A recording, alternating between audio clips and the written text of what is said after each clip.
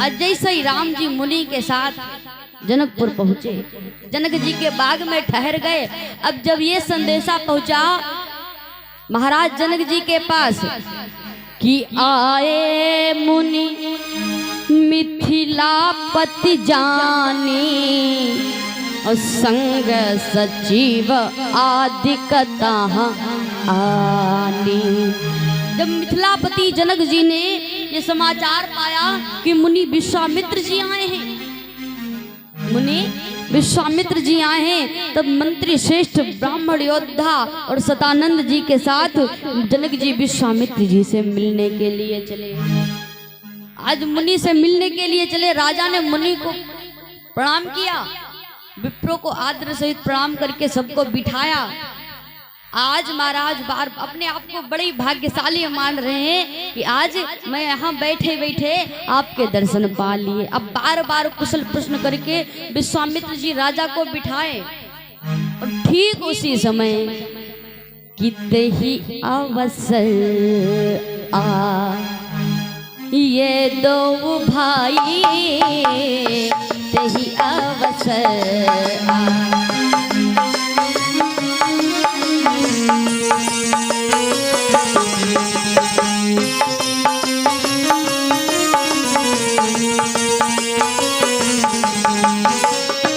तेही अवसर आ ये दो भाई तेही अवसर आ ये दो भाई गए रहे दे खन फूलबाई गए रहे।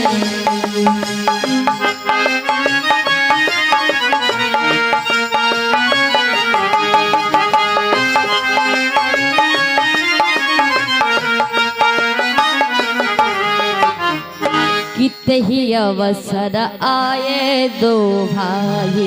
उसी समय दोनों भाई आज पहुंचे जो कि फुलवाड़ी देखने गए हुए थे। जैसे ही जनक जी ने देखा कि श्याम गौर मृदु वयस किशोरा रूप अपार विश्वचित चोरा, उसी समय दोनों भाई आ पहुंचे।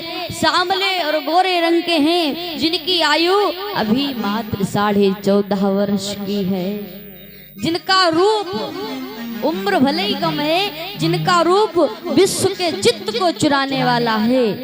अब जनक जी विश्वामित्र जी से पूछते हैं कि कहो मुनिवर, ये किसके पुत्र हैं, कौन है? क्या पार ब्रह्म परमात्मा ने पृथ्वी का भार हरण करने हेतु मानव शरीर धारण किया है? अरे इन कुमारों को देखकर मेरे शरीर की सारी गति रुक गई। बताओ ना ये कौन है?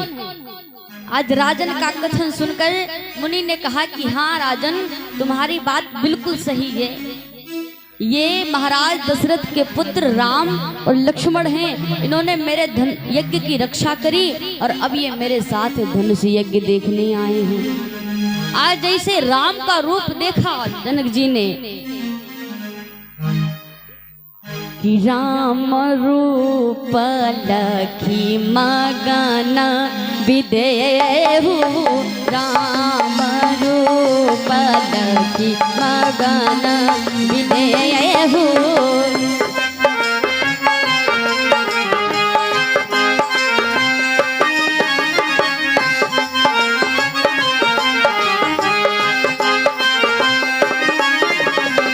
राम रूप लखी मगन विदेहु, राम रूप लखी मगन विदेहु। कहा नाथ जलिए मम देहु,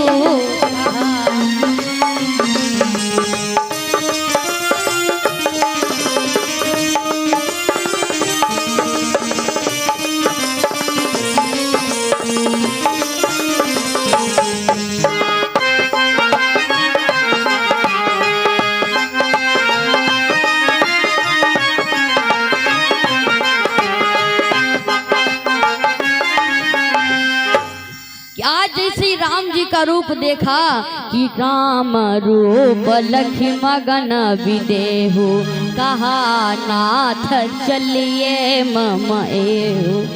आज राम का रूप देखकर जनक जी मगन हो गए और कहने लगे कि नाथ अब देर न करें, शीघ्र ही मेरे भवन को चलें।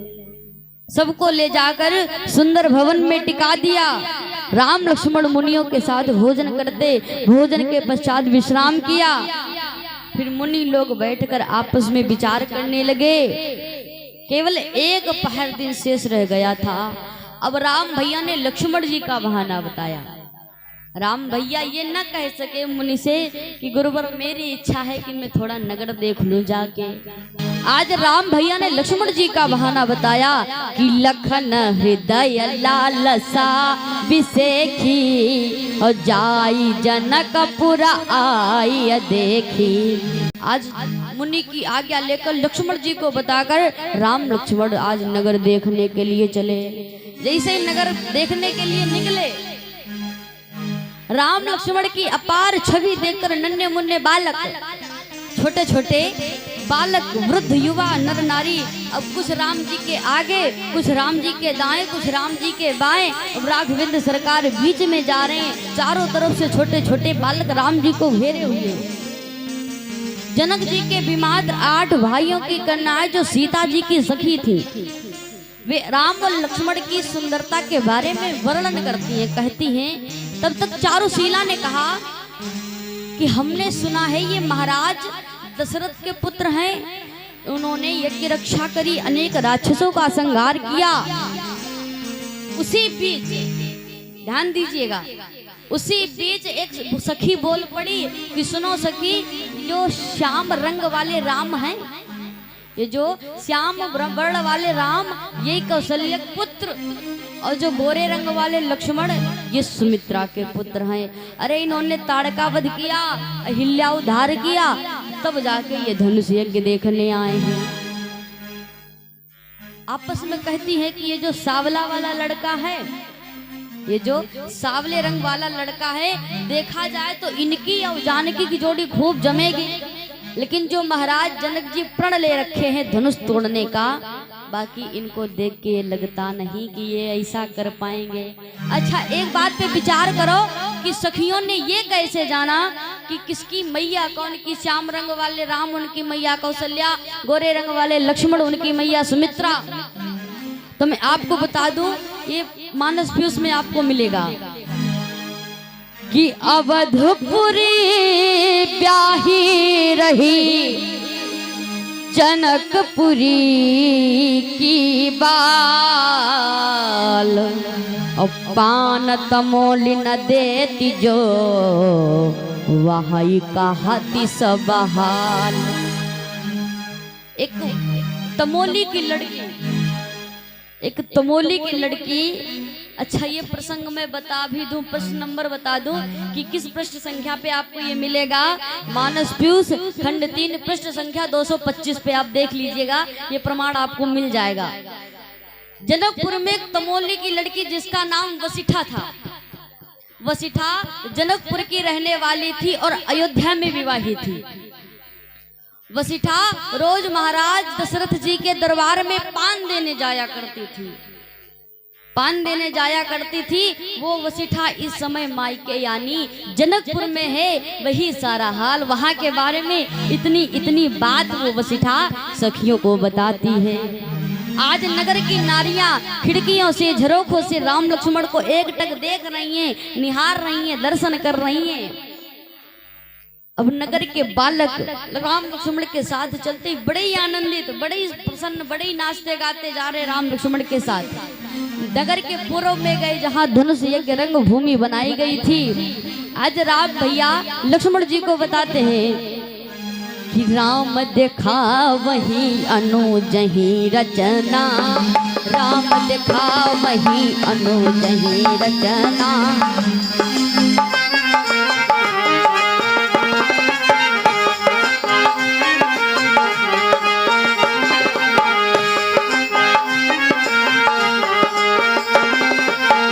राम देखा वही अनुजहि रचना, राम देखा वही अनुज ही रचना कही मृदु मधुर मनोहर बचना कही मृदु मधुर मनोहर बचना।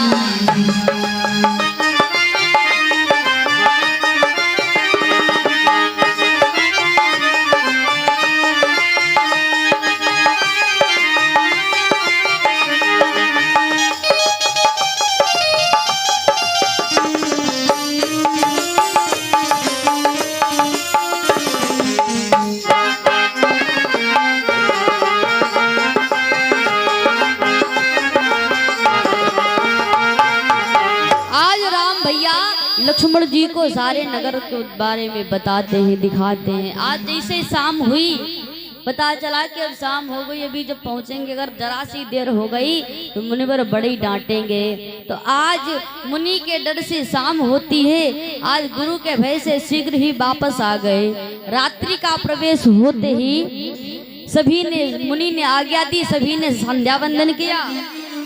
फिर प्राचीन कथाएं कहते कहते, इतिहास कहते कहते दोपहर रात्रि बीत गई। आज जैसे मुनिवर कि मुनिवर शयन कीन्हत बजाई लगे चरण चापन दो भाई।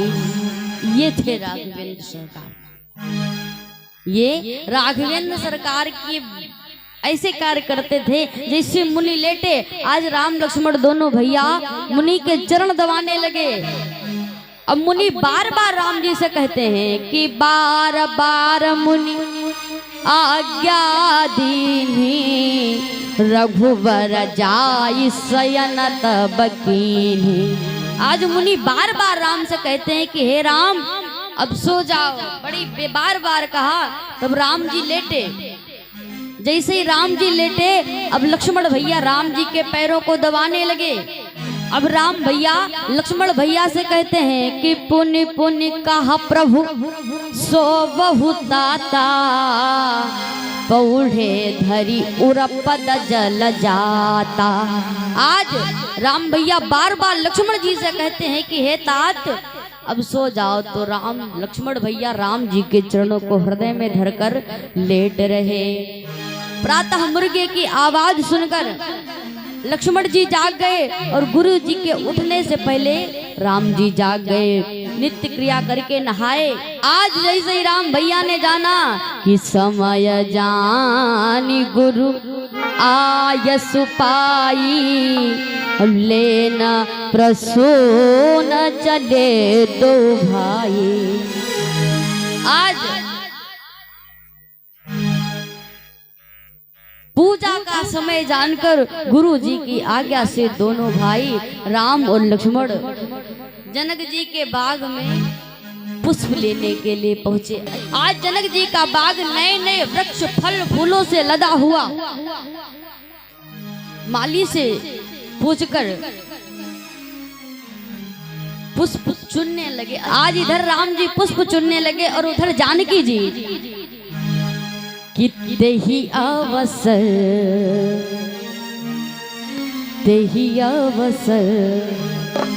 सीता तहाँ आई तही अवसर से।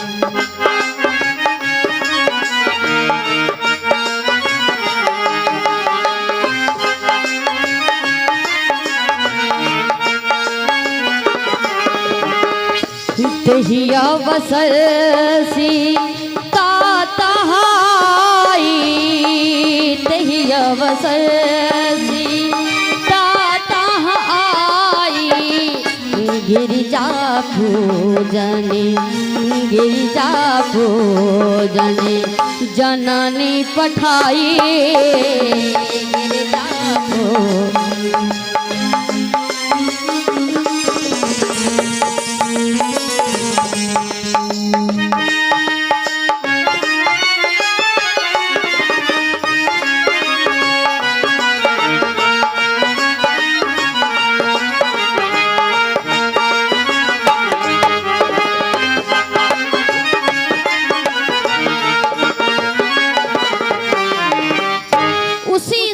सीता जी वहां आई।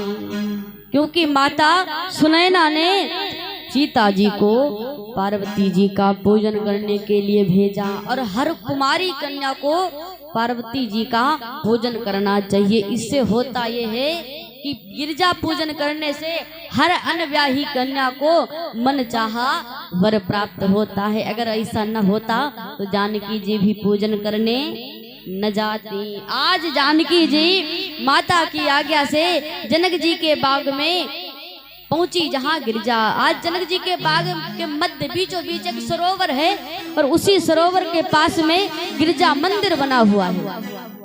आज सखियों के साथ जानकी जी आई, तालाब में स्नान किया और स्नान करने के बाद पार्वती जी के मंदिर पहुंची, पूजा करने लगी। और पूजा करने के बाद मैया से कहा कि सुनो देवी कि पूजा की अधिक अनुरागा और निज अनुरूप सुभगवरु मांगा। अच्छा, जानकी जी ने मांगा क्या? पूजन तो बड़े प्रेम के साथ पूजा की न बड़े विशेष प्रेम से, अधिक अनुरागा और निज अनुरूप सुभगवरु मांगा। तब तक एक सखी ने विचार किया, क्यों ना जब तक ये पूजन कर रही हैं तब तक मैं थोड़ा जनक जी का बाग देख लूं जाके। कि एक सखी सिया संग बिहाई और गई रही देखन फुलवाई। आज एक सखी सीता जी का संग छोड़कर जनक जी का बाग देखने के लिए चली। जैसे ही बाग में पहुंची उसने देखे तो राजकुमार। उस सखी ने तो राजकुमार देखे। अब जैसे ही उनको राजकुमारों को देखकर दौड़ती हुई भागती हुई प्रेम विह्वल होकर आई बाकी सखियों के पास। अब बाकी सखियों ने देखा कि उसके नेत्रों में जल भरा हुआ है। अच्छा, दुख एक चेहरे पर अलग छलकता है और एक खुशी के आंसू वो बता देते हैं कि हाँ मैं खुशी के आंसू हूँ, मैं बह रहा हूँ, मैं खुशी से बह रहा हूँ। आज उस सखी के नेत्रों में खुशी के आंसू जल भरा हुआ है, शरीर पुलकित है।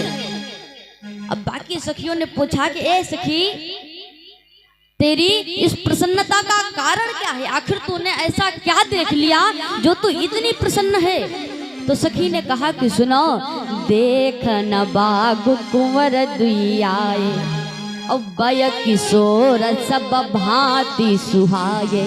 कि दो राजकुमार जनक जी का बाग देखने के लिए आए हैं। मैं उनको जानती नहीं हूँ कि वो कौन है, लेकिन जैसे है ना बड़े ही सुंदर हैं। आज तक मैंने जीवन में इतनी सुंदरता नहीं देखी जितने सुंदर वो दोनों राजकुमार हैं। गोरे भी नहीं, गोरा एक ही है।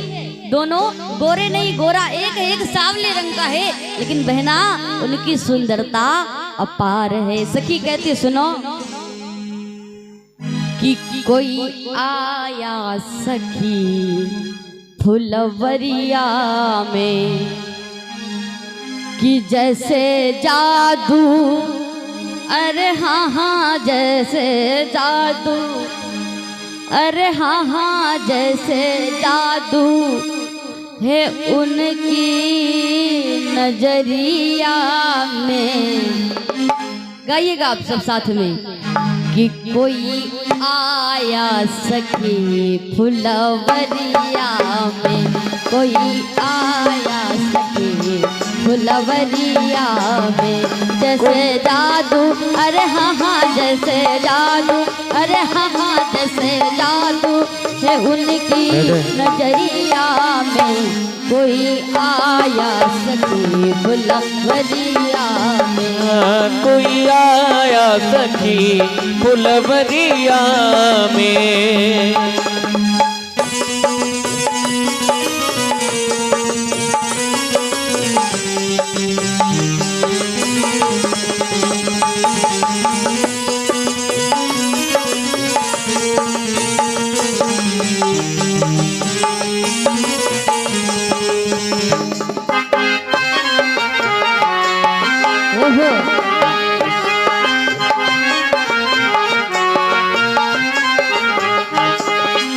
सखी कहती मैं जिनको देख के आई हूँ ना, मैं जिनको देख के आई हूँ कैसे हैं? सांवला एक है गोरा बदन। सांवला एक है गोरा बदन। सांवला एक है गोरा बदन। सांवला एक है गोरा बदन। देख कर जिनको अब तक भरा नहीं मन, देख कर जिनको अब तक भरा नहीं मन, देख कर जिनको अब तक भरा नहीं। ऐसा रूप नहीं, ऐसा रूप नहीं, ऐसा रूप नहीं देखा उमरिया में, ऐसा रूप नहीं देखा उमरिया में। कोई आया सखी फुलवरिया, कोई आया सखी फुलवरिया में।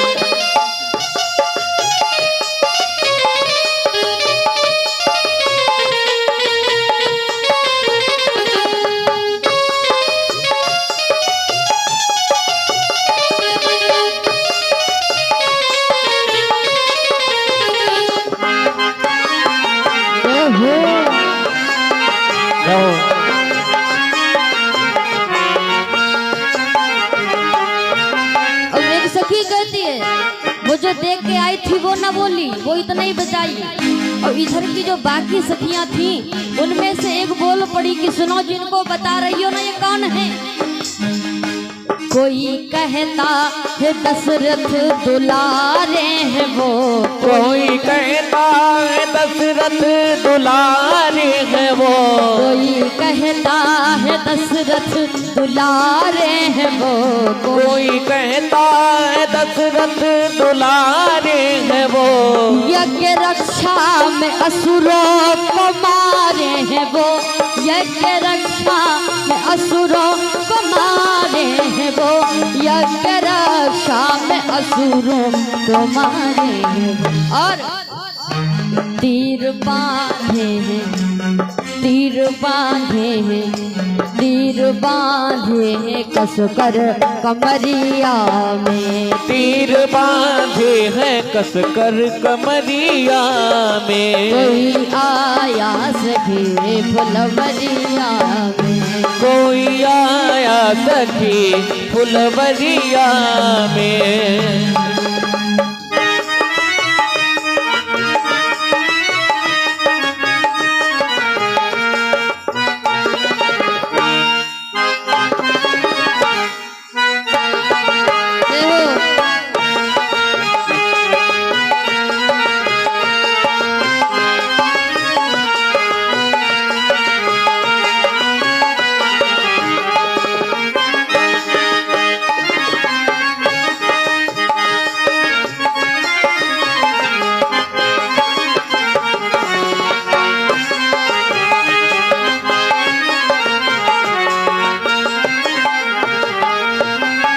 सखियां आपस में विचार करने लगी कि जब इतने सुंदर हैं तो उनका और मेरी जानकी का विवाह हो ही जाना चाहिए। एक सखी बोल पड़ी कि सुनो, शादी इनसे जो होती हर हाल में, शादी इनसे जो होती हर हाल में, शादी इनसे जो होती हर हाल में, शादी इनसे जो होती हर हाल में। आया करते हमेशा ये ससुराल में, आया करते। सखियां कहती हैं कि जब राम जी की जनकपुर में ससुराल हो जाएगी, वैसे भले ना आए, लेकिन जब ससुराल हो जाएगी तो ससुराल के नाते आना जाना लगा रहेगा और ये आते रहेंगे।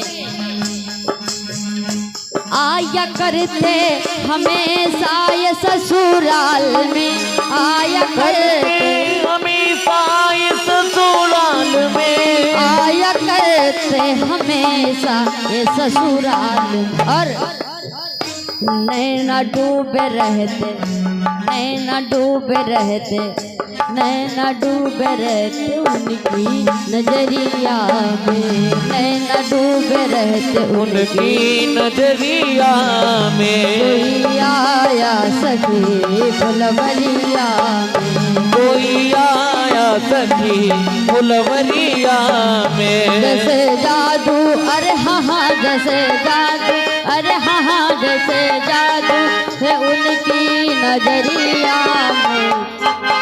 कोई आया सखी फुलवरिया में, कोई आया सखी फुलवरिया में, कोई आया सखी फुलवरिया में, कोई आया सखी फुलवरिया में। प्रेम सुल राघवेंद्र सरकार की।